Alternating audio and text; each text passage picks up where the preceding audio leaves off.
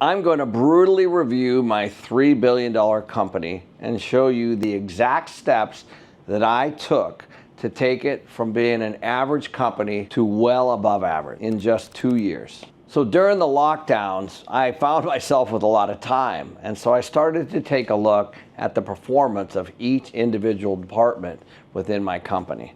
So in my company of 300 people, we have an HR department, we have a marketing department, we have an IT department, we have an accounting department, we have asset management, we have property management, we have construction, we have development.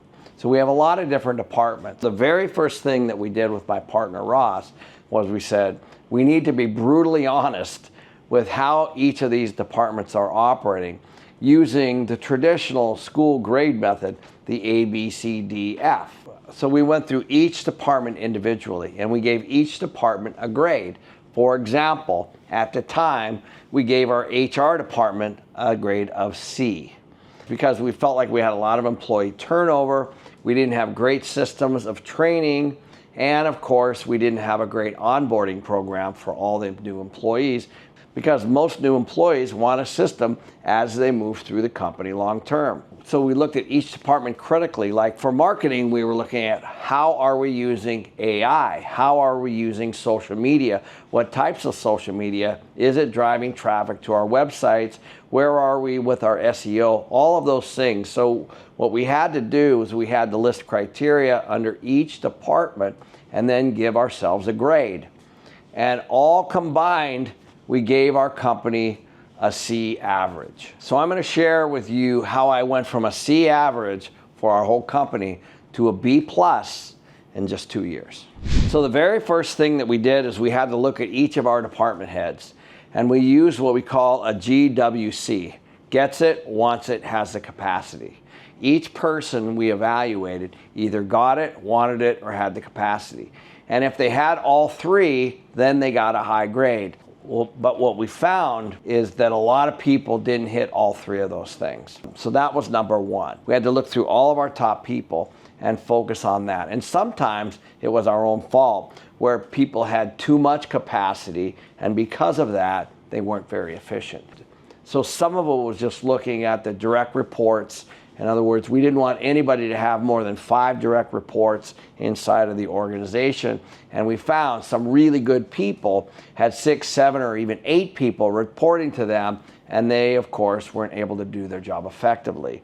Then there were others that weren't actually working enough, and they only had 1 or 2 direct reports, and they weren't very efficient. So we had to look at all the management across all departments and start to make individual changes in that way. In some cases, we actually moved them to other areas, and in other cases, we just brought in new people. What we found is one of the biggest problems in our organization was that a lot of people were bringing in additional software.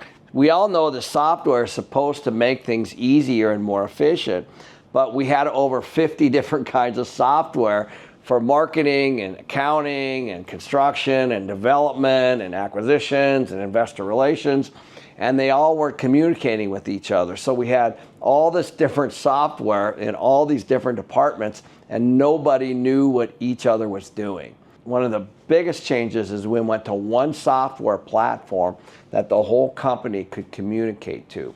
And that was a game changer because now accounting knew what development was doing, and development knew what construction was doing, and property management knew what asset management was doing, and HR knew what the needs were of the whole company. Once we got everyone on one software platform, then we were able to get rid of all the other small ones. And it wasn't that anybody was doing anything wrong. Everybody was trying to use software to be more efficient, and it wasn't working because nobody was communicating with each other. If you're a business owner looking to scale your business, then you need to take a look at Limitless this year, which is going to be in Dallas, Texas, August 29th to the 31st. We all know things are changing and there's a lot of chaos in the markets. You want to be here because there's 50 speakers and a lot of thought leaders coming to this event.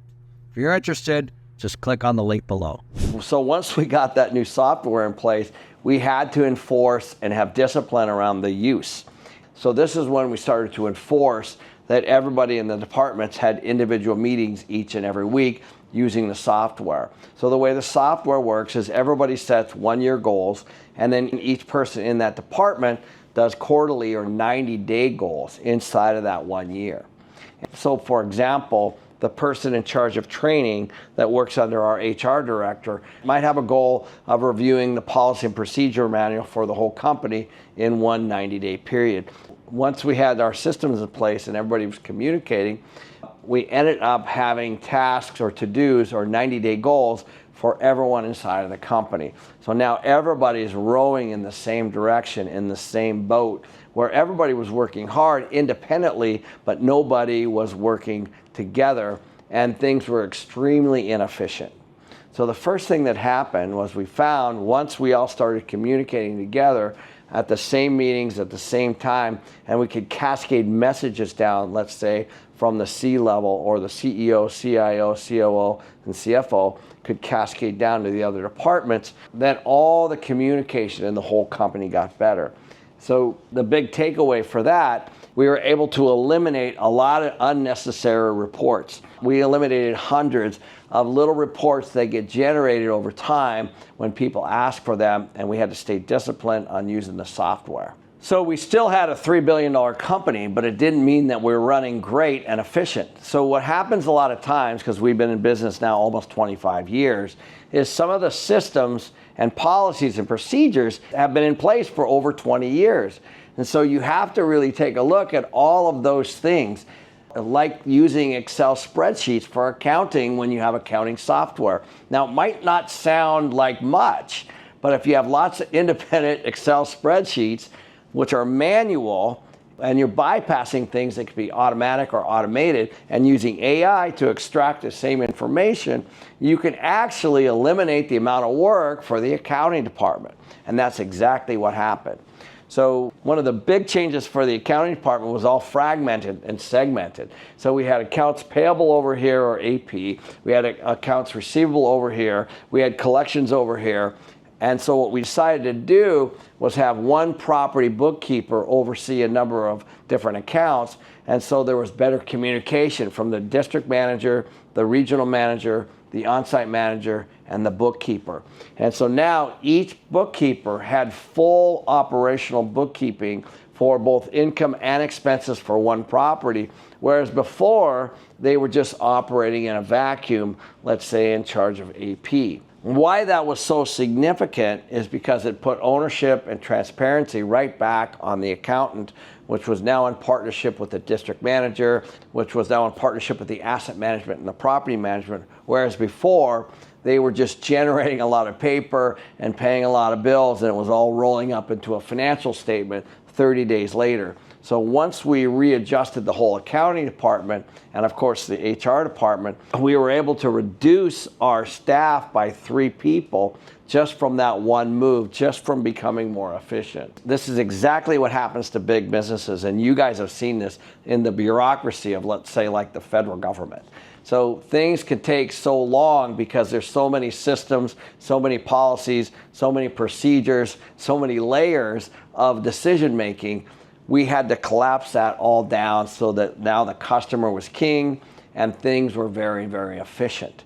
As a company, you got to be brutally honest and take a look at all your systems, because many of the reports, many of the things that you've been doing can be 10, 20 years old, and you have to have an open mind, and you have to be able to scrap that and take a look at new technology and new efficiencies. And if you do that, and you do that well, then you can start to see significant cost savings and less communication problems and way more efficiency and way more profit. The next thing we did was we brought tech all the way down to our properties.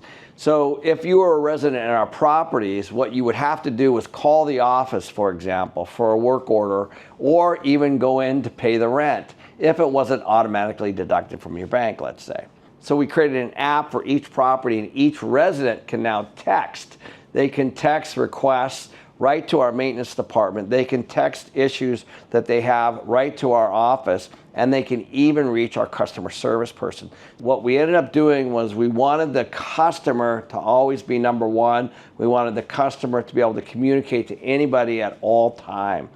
And that was a big initiative which required us to vet a new company out of Chicago. That was a big initiative to find a company that could build out apps for us that all rolled up to our websites that we could continually be communicating to our customer, which drives all our revenue, which is our residents that actually lease from us. So at our company, we believe that the customers are number one. And I know a lot of people talk about that, but we really believe that, because if they aren't paying rent, then we're not paying expenses like property taxes and mortgage, and certainly there's no money to return to the investor. So a satisfied resident with high occupancy that's happy is exactly who we want, because if they stay and turnover is lower, then cash flow continues to be high, and all that makes its way through the system out to the investor, and everybody wins. In our company, the customer is always number one. So one of the top initiatives was to go out and find the best people we could in the entire country, and we did that. And it took 2 years to go out and find key people. Those key people, of course, are always working. So good people are never on the market, almost ever. I'm not saying that they can't be, but I'm saying generally, really good people are typically always working, and they're assets in companies that they're already working at. So I recognized that, so I went out and found the key people that I needed. We went out and found a CIO, we went out and found a COO, we went out and found a director of management, we went out and found a head of investor relations, we went out and found a head of acquisitions, we went out and found key analysts that could do all the work. Once we found really good folks that were working already somewhere, we had to, of course, incentivize them. So we incentivized them through profit sharing for performance. So not only were they getting salaries and bonuses, but they were incentivized for actual performance. So this isn't necessarily just finding somebody to fill a position and having a title, as much as it is of finding the right person that's going to continue to build the culture so that my partner Ross and I can back away from the company and the next generation can take it over. So that's primarily what we were looking for. So that's where we are now, and that's what got us to a B+ company. And so currently today, our properties are sitting at 94 and 95% occupied. Our investors are happy. They're getting their quarterly returns mailed out to them. Our communication has improved, and we are running on almost all 8 cylinders. If this all works out, like I think that it will, then Ross and I both have the ability to back away from the company and spend less time in the company and still have the company provide the income, but we have other people also making really good money inside of it, and so everybody wins. Ross and I get to spend more time with our families, we still have the companies providing us income, and a new generation can come in and run the business moving forward. The entire goal of a business is to provide the financial freedom and mostly the time to be able to do what you want. So if I want to work in the business, I can always do that. But if I don't want to, I can always do that. And that is the whole point of a company. I've been in business for over 35 years, and I've just made the most comprehensive video that I've ever made on the most critical lessons that I've learned in my career. I highly recommend you check that out here.